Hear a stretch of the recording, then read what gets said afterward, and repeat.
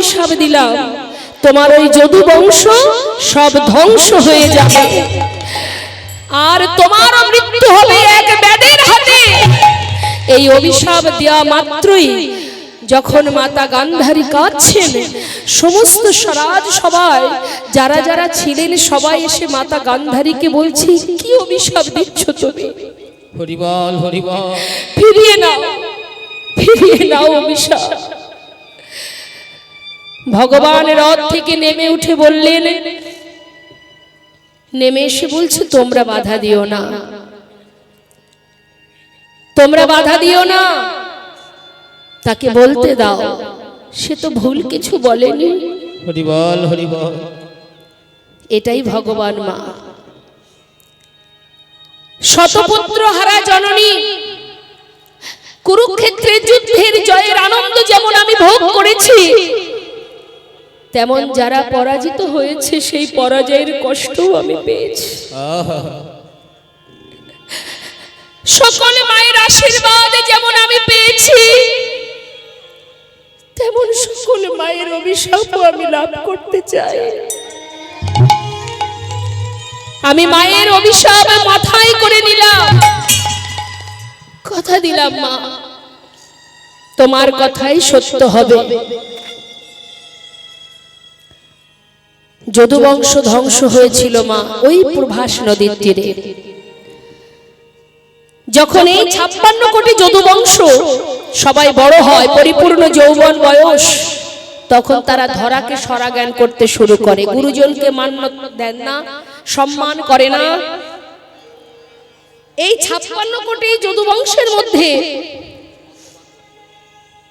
একটি ছেলে যার নাম হচ্ছে শাম্ভ, দেখতে অনেকটা মেয়েদের মতো, তার পেটে একটা কড়া বেঁধে বনে জঙ্গলে ঋষিমুনিদের কাছে নিয়ে গেছে। কেন? ঋষিমুনিকে পরীক্ষা করতে চান যে তাদের সাধনা কতটুকু, কতটুকু সঠিক।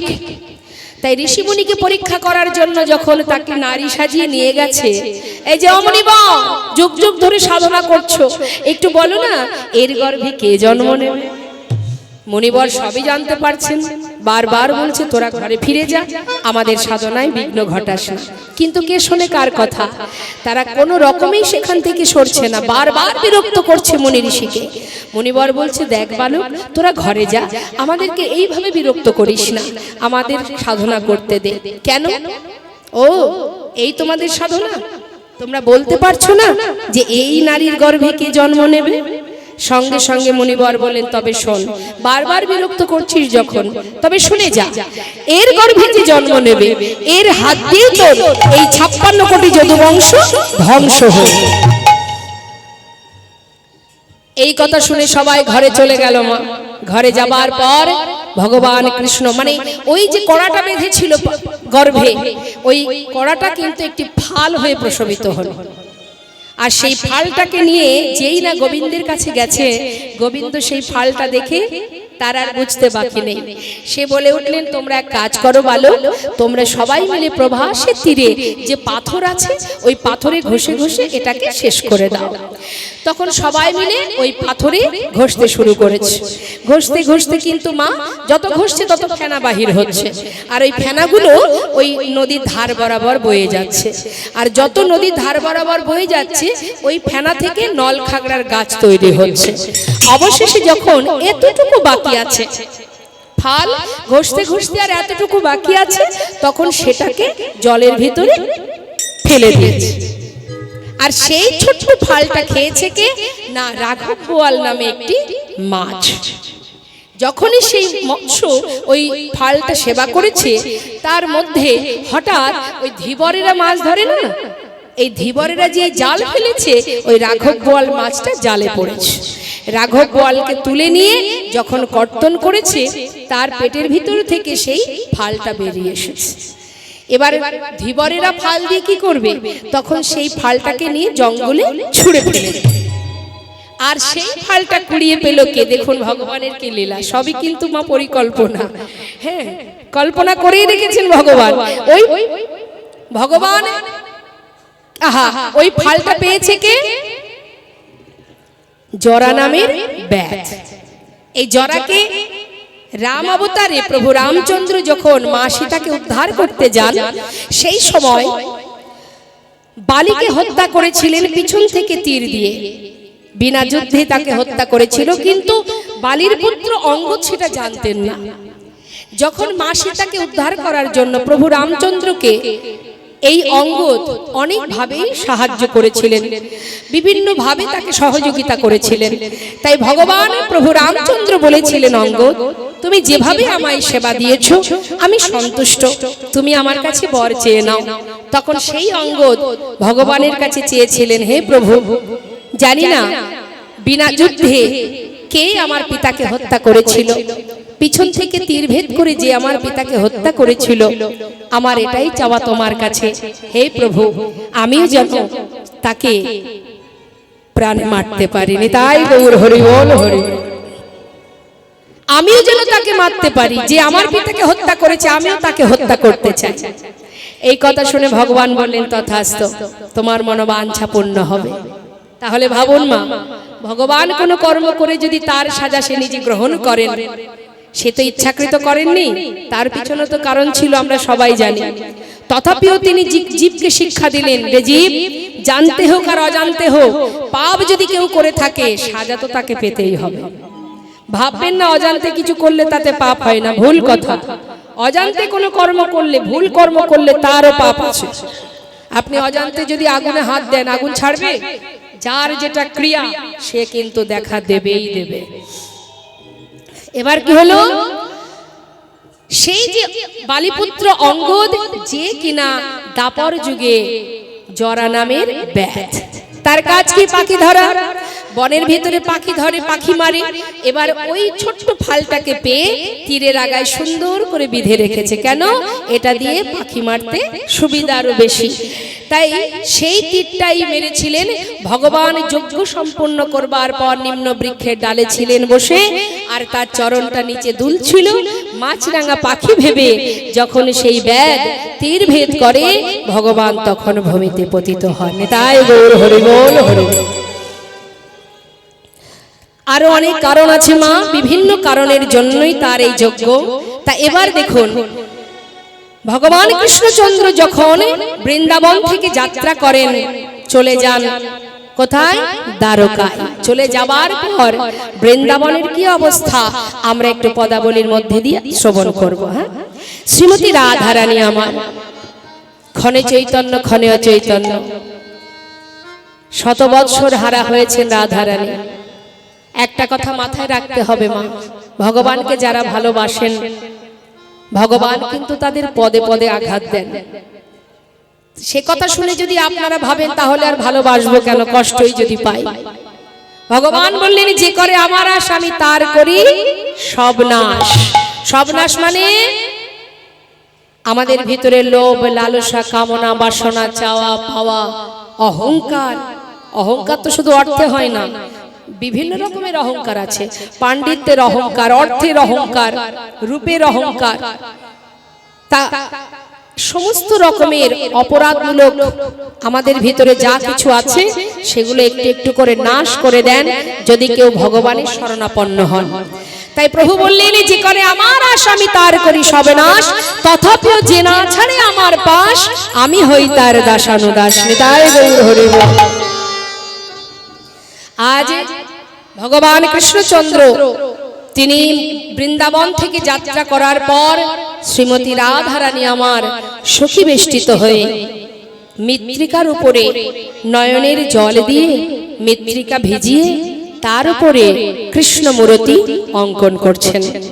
তা কিভাবে অঙ্কন করছেন আমরা পদের মধ্যে দিয়ে শুনবো মা। হ্যাঁ, দেখুন কিভাবে ছবি আঁকছে গোবিন্দের রাধারানী। এখানে অনেকেই আছেন যারা চিত্র অঙ্কন করেন, ওইদিকে হাত তুলে দেখান।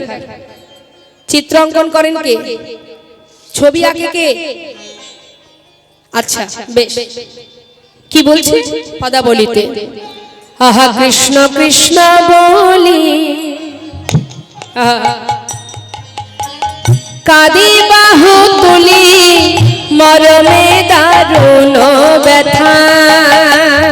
ওই না কৃষ্ণ কৃষ্ণ বলি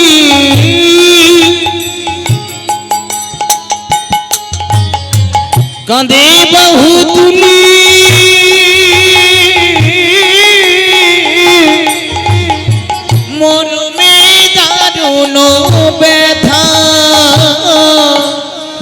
মৃত্তিকায় পরে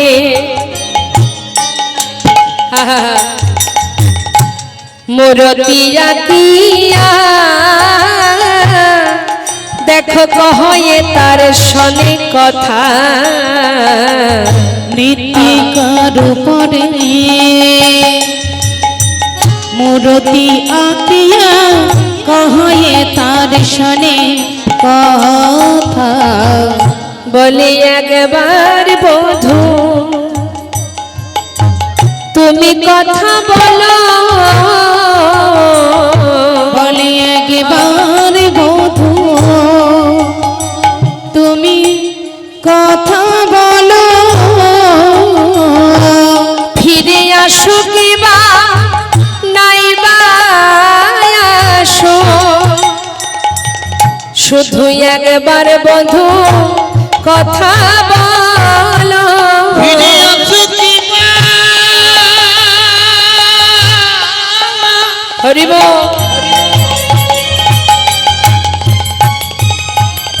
তুমি নাইবা আসো বলি একবার বধূ কথা বলো গো কহয়ে তার শনে কথা কহয়ে তার শনে কথা কহয়ে তার শনে কথা আজ রাধারানী আমার দেখো মৃত্তিকার উপরে মূরতি এঁকে বলে ওহি আমার পরাণ বধূ তুমি আসো কিংবা নাইবা আসো তাতে কোনো ক্ষতি নাই শুধু একবার তুমি কথা বলো হরি বল আজ আমার রাধারানী আঁকছে কেমন করে দেখুন মা আহা আঁকিয়া সে কোটি কোটি মানে কোমরটা আঁকছে আগে যদি কেউ চিত্র অঙ্কন করে মানে ছবি আঁকে মানুষের চিত্র অঙ্কন করতে গেলে হয় চরণ থেকে শুরু করতে হয় না হলে মস্তক থেকে শুরু করতে হয় কিন্তু আজ আমার রাধারানী মাঝখান থেকে আঁকছেন কি বলছি আঁকিয়া সে কোটি পরাই ধটি কত না যতন করি আকিয়া সে কোটি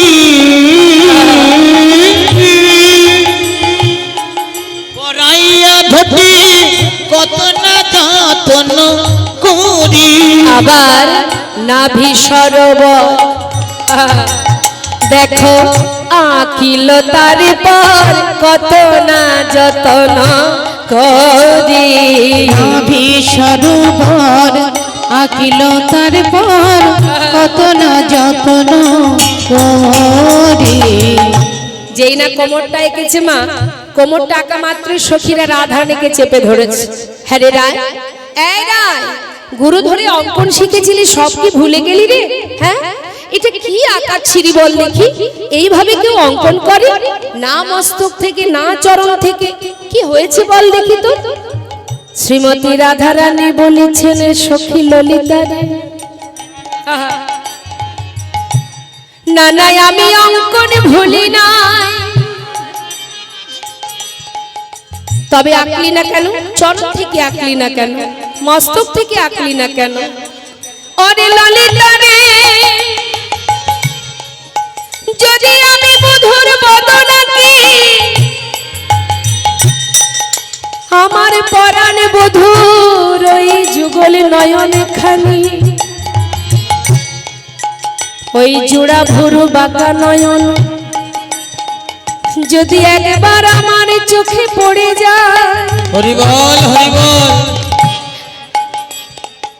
আমি কেমন করে আঁকবো সখী হরি বল দুটি নয়ন আমার জলে ভরে যায় আচ্ছা ঠিক আছে তাহলে চরণ থেকে শুরু করলি না কেন ওরে ললিতা রে যদি আমি চরণ আঁকি এই বৃন্দাবনের পরাণ বধূ যে আমায় ছেড়ে চলে গেছে, আবার যদি আমি চরণ আঁকি, সেও যদি আমায় ছেড়ে চলে যায়, ওরে ললিতা রে, ওরে বিশাখা, বল বল কি নিয়ে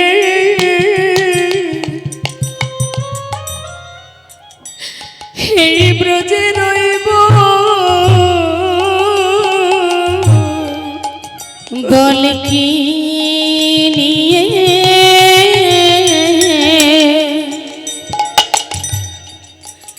আমি ব্রজে রইব, চরণ দিলে যদি বধূ আবার চলে যায় গো, সুখী কি নিয়ে এই ব্রজে রইব, চরণ দিলে মধু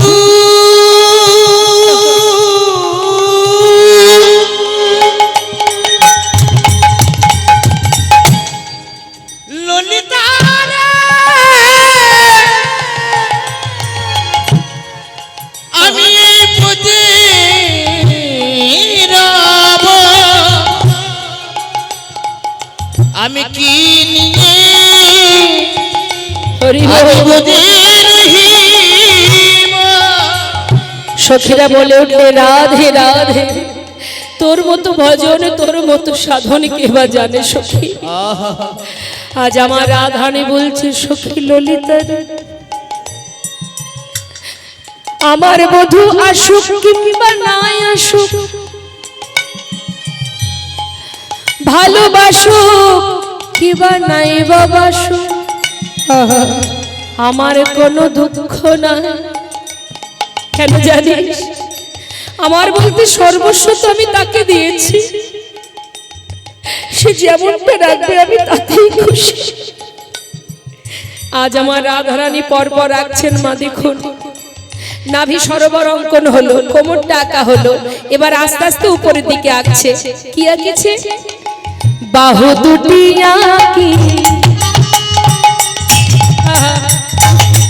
ছলো ছলো আঁখি, দেখো বাঁশিটি দিল সে করে, প্রেমময়ী রাধা রানিয়া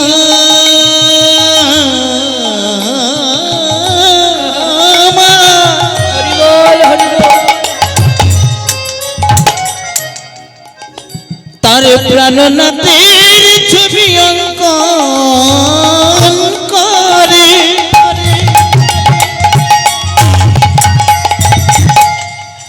দুটি নয়নে জলে বুঝি ভাষায়, ওগো প্রেমময়ী রাধা রানী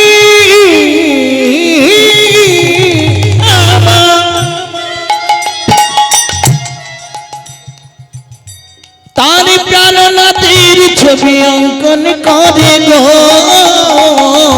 আঁকিয়াছে কুটি, ওগো বাহু দুটি আঁকি ছলো ছলো আঁকি, বাঁশিটি দিল সেই করে। যেই না মা হাতে বাঁশি তুলে দিয়েছে, মানে দুটো হাত এঁকে তার হাতে বাঁশি অঙ্কন করেছে। বাঁশি আঁকা মাত্রই রাধারানী বধূকে বলছে, বধূ ও বধূ তেমনি করে একবার বাজাও বাঁশি, তেমনি করে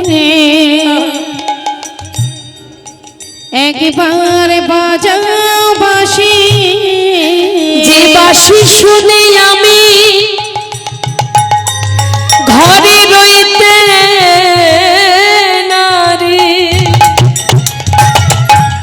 ও গো পরাণ বধূ তেমনি করে একবার বাজাও বাঁশি, যে বাঁশি শুনে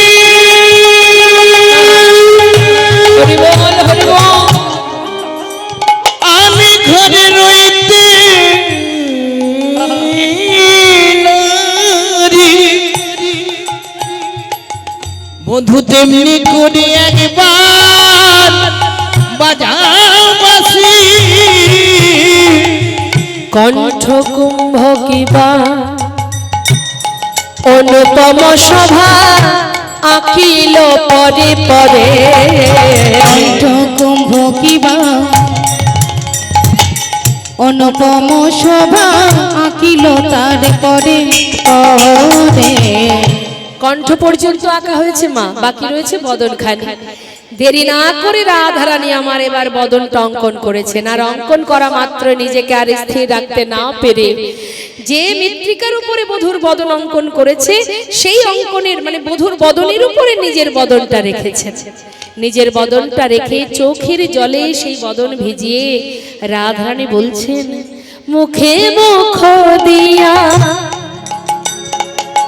কাঁদিয়া কাঁদিয়া কহে তার সনিকট। ওই না মুখ মুখ দিয়া কাঁদিয়া কাঁদিয়া কহে তার শোনে কথা। কহে যদু না ওহে প্রাণ না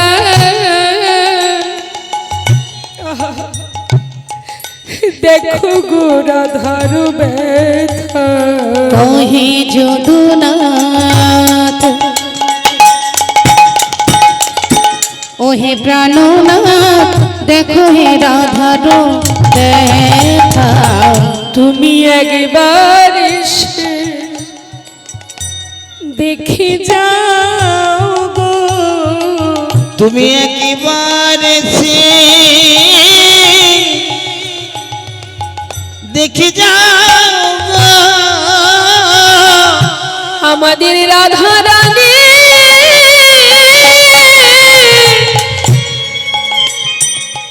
সে কেমন আছে বলি বলুক, সে কেমন করে বাজবে বল। একবার এসে দেখে যাও গো। বাজবে বলো রাধারানী কেমন আছে, কেমন করে বাজবে বলো। রাধারানী কেমন আছে, কেমন করে বাজবে বলো। একবার এসে দেখে যাও গো। ওহে যদুনাথ ওহে প্রাণনাথ দেখো হে রাধার ব্যথা।